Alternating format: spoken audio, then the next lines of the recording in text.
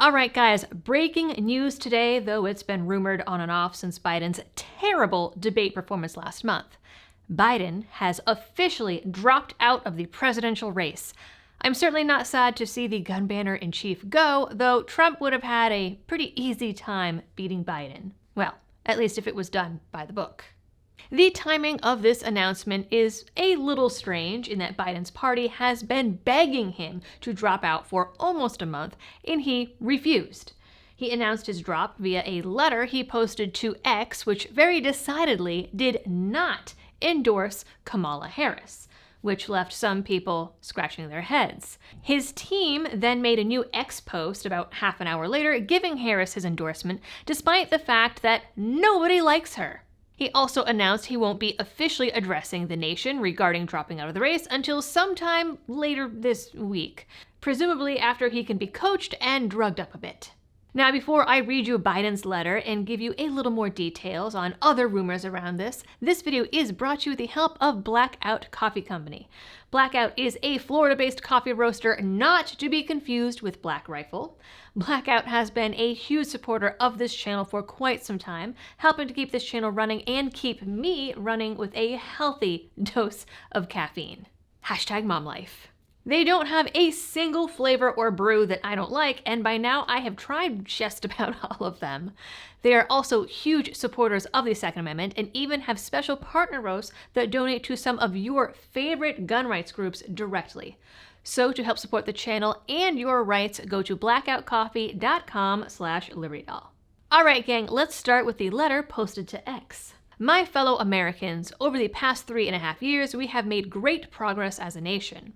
I suppose that depends on your definition of progress. Today, America has the strongest economy in the world, proving that Joe Biden is deluded. We've made historic investments in rebuilding our nation, in lowering prescription drug costs for seniors, and in expanding affordable health care to a record number of Americans. We have provided critically needed care to 1 million veterans exposed to toxic substances, passed the first gun safety law in 30 years, appointed the first African-American woman to the Supreme Court, and passed the most significant climate legislation in the history of the world. America has never been better positioned to lead than we are today. I know none of this could have been done without you, the American people. Together, we overcame a once-in-a-century pandemic. Oh, I can't read this with a straight face, guys. Sorry. Moving on. And the worst economic crisis since the Great Depression. Now, didn't he deny that that was what was happening for the first couple years of the presidency? We've protected and preserved our democracy with a well-funded cabal. And we've revitalized and strengthened our alliances around the world. It has been the greatest honor of my life to serve as your president, and while it has been my intention to seek re-election, I believe it is in the best interest of my party and the country for me to stand down and to focus solely on fulfilling my duties as president for the remainder of my term. I will speak to the nation later this week in more detail about my decision.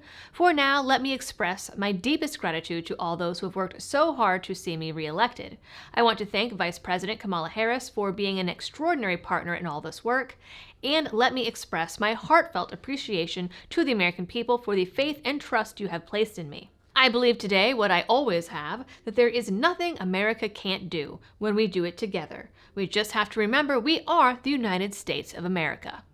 Then, a solid 30 minutes later, which is more than enough time in internet years for speculation as to why he didn't endorse Kamala, his social media team posted this.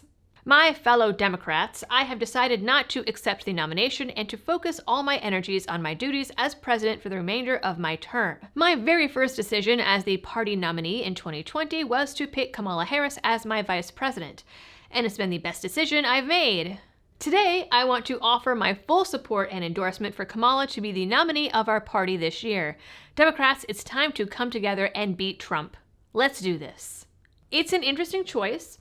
I am sure that on some level, with her being his VP, his team kind of has to pick her.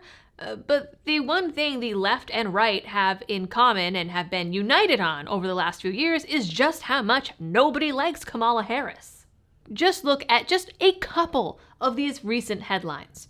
From the HuffPost, why Kamala Harris's biggest fans aren't joining calls for her to replace Biden.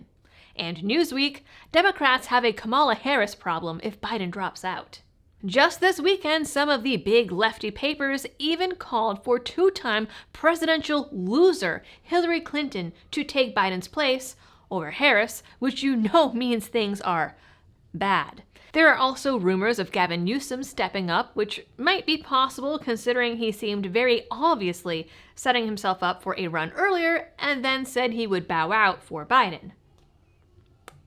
And Biden is no longer there. Other potentials being floated by the left are J.B. Pritzker, governor of Illinois, and Governor Gretchen Whitmer. Out of that list, I can't really decide who would be worse. None of them are very interested in freedom at all, and certainly none of them are fans of the Second Amendment. And in fact, they all have a really terrible track record on just about everything. Now, the big question remains, if Biden can't run, how can he be president? There are now even more calls for Biden to resign completely or for Congress to begin impeachment or 25th Amendment proceedings. It's definitely a good argument on top of the Robert Hur special report that said, basically, that Biden is a demented old man who doesn't remember who, where, or when he is most of the time. Biden did come out recently and said he would never drop out unless he was faced with a big medical diagnosis, and then he was magically diagnosed with COVID-19. Though oddly enough, he did his public appearances afterwards with no mask. But that seemed to be the final straw, as even Chuck Schumer and Nancy Pelosi have pulled their support, and big Democrat megadonors were basically extorting the Dems into dropping him, vowing to pull all of their big checks until Biden was replaced on the ticket. And now they've gotten what they wanted. Some big Dems like Obama and Pelosi have, notably, come out and thanked Biden for dropping out, but have stopped short of endorsing Kamala Harris. So that is it for this video, guys. That is all the big updates on this breaking news over the last couple of hours. I am going to try to get this video out as quickly as possible for you guys, so apologize if any of this editing is a little down and dirty. In the meantime, you guys know what to do with all of the algorithm things, and as always, folks, thank you so much for tuning in, and happy shooting.